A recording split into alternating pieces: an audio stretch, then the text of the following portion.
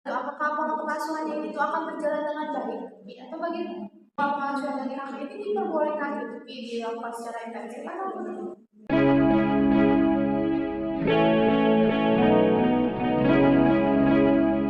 Assalamualaikum warahmatullahi wabarakatuh. Halo semua teman-teman podcast, gimana kabarnya?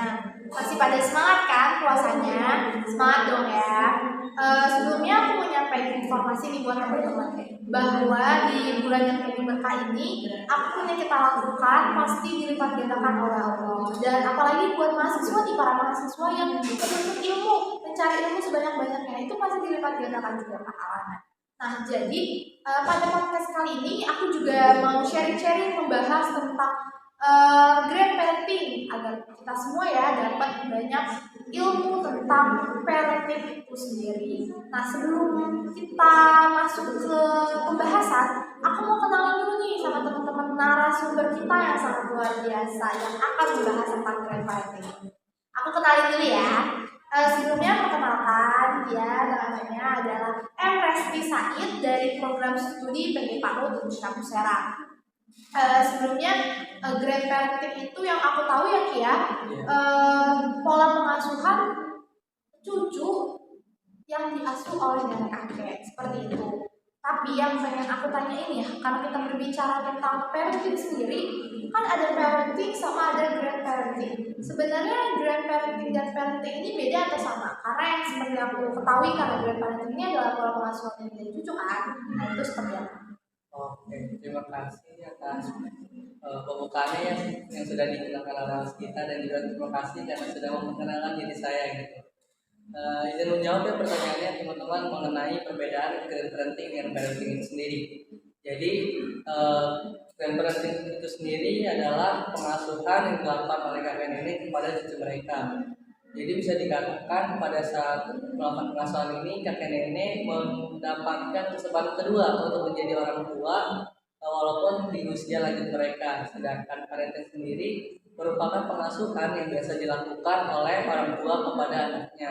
Jadi sebenarnya gampang aja teman-teman membedakannya. Kalau parenting itu pengasuhan kakek nenek kepada cucu, sedangkan parenting itu pengasuhan orang tua dengan anak-anak gitu. Berarti beda ya Ki, si grand parenting dan parenting ini.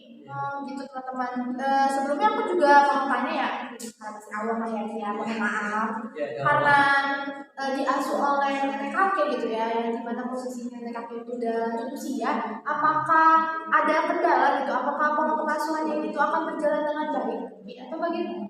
Oke, untuk menjawab pertanyaan tersebut sih, kalau menurut saya ya, sebelumnya kita harus tahu dulu nih ya teman-teman, kalau pengasuhan itu tujuan utamanya untuk meningkatkan atau mengoptimalkan aspek perkembangan yang ada pada anak, baik itu secara fisiknya, kognitifnya, emosionalnya dan sebagainya sejak mereka bayi hingga dewasa. Nah, untuk menentukan apakah pengasuhan grand parenting itu baik dan tidaknya itu, maka kembali lagi gitu ke gaya pengasuhan yang dilakukan oleh kakek nenek, apakah memang bisa berdampak positif ataupun negatif gitu. Kalau berdasarkan artikel yang sudah saya analisis sebelumnya ya, sebenarnya pengasuhan grand parenting ini tetap bisa berdampak positif pada anak-anak atau cucunya. Misalkan contohnya itu seperti misalkan si anaknya ini sudah diasuh sejak kecil oleh kakek neneknya, dan mereka ini bisa lebih mandiri gitu melakukan semuanya gitu. Karena memang sejak awal mereka ini tidak bersama dengan orang tua, jadi otomatis mau tidak mau mereka harus melakukan semuanya sendiri, dan kakek nenek ini hanya berperan sebagai pengganti orang tua saja, hanya sebagai pengganti ibu, dan juga kakek sebagai pengganti ayah bagi anak cucu gitu.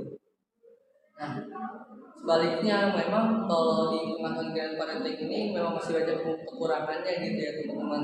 Entah itu memang si anaknya ini nantinya di sekolahnya gitu ya, nilai akademisnya menurun, entah karena memang emosionalnya terganggu gitu, karena memang hanya mendapatkan pengasuhan dari kakek dan neneknya saja gitu. Tapi tetap saja yang namanya pengasuhan pasti ada gitu plus minusnya teman-teman. Walaupun memang hanya diasuh oleh kakek nenek bukan berarti hasilnya itu pasti bakal buruk semua gitu, pasti ada aja baiknya. Jadi walaupun sehatnya diasuh oleh kakek neneknya, fisiknya ataupun yang apa ya, segala macam kebutuhannya pasti insya Allah bakal tetap terjamin gitu, sudah dipenuhi oleh kakek neneknya begitu teman-teman.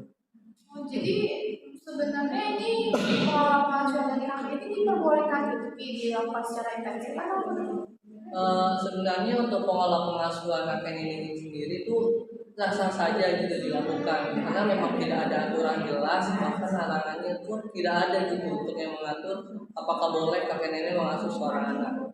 Bahkan di Indonesia sendiri praktek pengasuhan kakek dan nenek ini sudah banyak terjadi di berbagai daerah gitu. Dan biasanya karena memang ada faktor utama, yaitu karena faktor perceraian orang tua.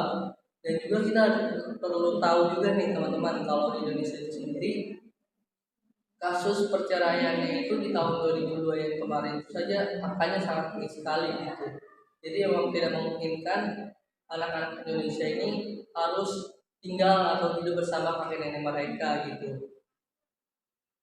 Dan juga menurut data dari KPAI ya, sebanyak 14,4% anak-anak itu hidup bersama kakek dan nenek mereka, karena adanya perubahan di era industri saat ini. Contoh sederhananya gini teman-teman, misalkan ada seorang ibu yang terpaksa meninggalkan kewajibannya mengasuh kepada anak-anak mereka karena tuntutan pekerjaan gitu. Jadi otomatis kewajiban atau tanggung jawab mereka ini dipindah tangankan antara dia sebagai orang tua, dipindah tangankan ke kakek nenek gitu.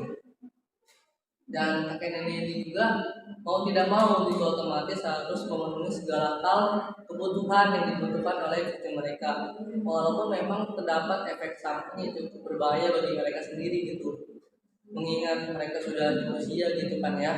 Jadi lebih mudah mengalami stres yang cukup tinggi, apalagi kalau misalkan orang tua kandungnya ini belum bisa memberikan tunjangan secara keseluruhan kepada anaknya, sehingga mau tidak mau kakek nenek inilah yang harus menggantikan tunjangan tersebut. Jadi harus bekerja lebih berat lagi, dan itu membuat mereka lebih memicu dengan stres pada mereka sendiri. berarti kalau aku tarik kesimpulan juga ya, ini si grandparenting ini sebenarnya diperbolehkan, tapi diwajibkan dikembalikan dulu kepada orang tuanya untuk mengasuh. Oke, berarti ini benar-benar bermanfaat banget ya. Dari aku juga jadi tahu ya, teman-teman juga mungkin jadi tambah ilmu ya tentang grandparenting. Tapi Ki, kayak waktunya sudah tidak memungkinkan kita berbicara lebih jauh tentang grandparenting ini. Jadi dicukupkan saja sampai sini ya tentang membahas ini. Teman-teman juga aku mau ucapin terima kasih juga sudah menyaksikan podcast ini sampai akhir. Buat Reski terima kasih atas ilmunya yang sangat bermanfaat. Kita jadi pada tahu tentang grandparenting ini.